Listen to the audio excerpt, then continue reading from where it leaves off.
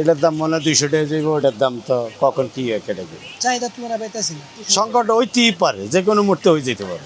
Soybean তেল উধাও বলতে কোনো কথা নেই, সয়াবিন তেল আছে, মার্কেট ক্রাইসিস, মার্কেটে অনেক কম দিচ্ছে কোম্পানিরা। এই মোটামুটি যত সংকটও নাই, কাস্টমারও অত নাই। কাস্টমার তো অবশ্যই আছে, কিন্তু ওই অনুযায়ী তো মাল পাইতেছি না। মানুষের ইনকাম না থাকলে তো কিত্তে বাজার করবে। এই দেশের কিছু জুলুমবাজ অত্যাচার আছে, কিছু একটা লোভে আটকে ধরে রাখছে, বাড়তি বাজার বাড়বো বেচবো, আসলে বাড়বো না।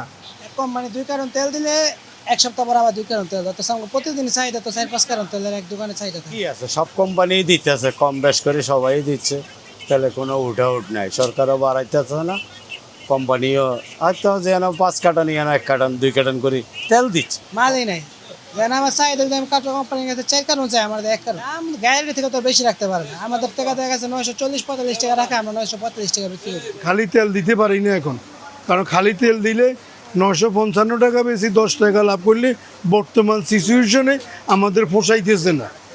দোকান ভাড়া, কারেন্ট বিল, যাবতীয় খরচপাতি এবং নিজেদের থাকা খাওয়া মিলাইয়া দৈনিক যে আমাদের খরচটা, এই খরচটা মেনটেন করতে হইলে 900 টাকা 955 টাকা বেশি 10 টাকা বেশি লাভ করলে আমরা পোষাইতে পারতেছি না। সেই জন্য এখন অনেকে শুধু তেল চাইলে তেল দিতে পারি না, যে খালি তেল দেওয়া যাবে না, কি নেবেন কিছু বাজার সাজার নেন। তেল দাম তো অনেক বেড়ে গেছে ভাই, কোনো ছাড়, কোম্পানির কোনো ছাড় নাই, কিছু নেই।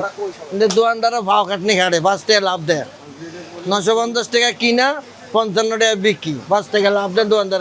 দোকানদারও তেল বেচতে চায় না, 1000 টাকা খাটে 5 টাকা লাভ দেয়। এটা ওই বিক্রি করলে 5 টাকা আরো বেশি পায়, 10 টাকা কেন দিয়ে দেয় না, দাম বাড়াবো না, ওদের খামাখা করে লাভ নেই, দাম বাড়তো না। মাল আছে অতলো যুদ্ধের খাতিলে একটু যেমন পাম তেল একটা দামটা বাড়ি গেছে, 65 টাকা 67 টাকা তেল হইলো 85 টাকা গেছে।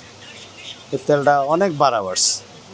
ইনটেক তেল বাড়াইতে পারে না, এটা তো সরকারের নির্ধারিত, এটা কোটা আছে, কোটার বাইরে যাইতে পারে না, এটা তো কোটার বাইরে চলে গেছে। আমরা ক্রেতাদেরকে যে 10 টাকা 15 টাকা যে একটা ছাড় দিতে পারতাম, যে আপনার বাজারে আসছেন একটা তেলের জন্য আরও বাজার নেবেন, বডি রেট 955, আমরা 40 টাকা রাখতে পারতাম। কিন্তু এই ছাড়টা এখন আমাদের যারা ডিস্ট্রিবিউশন আছে তারা এই ছাড়টা আমাদের থেকে নিয়ে নিতেছে।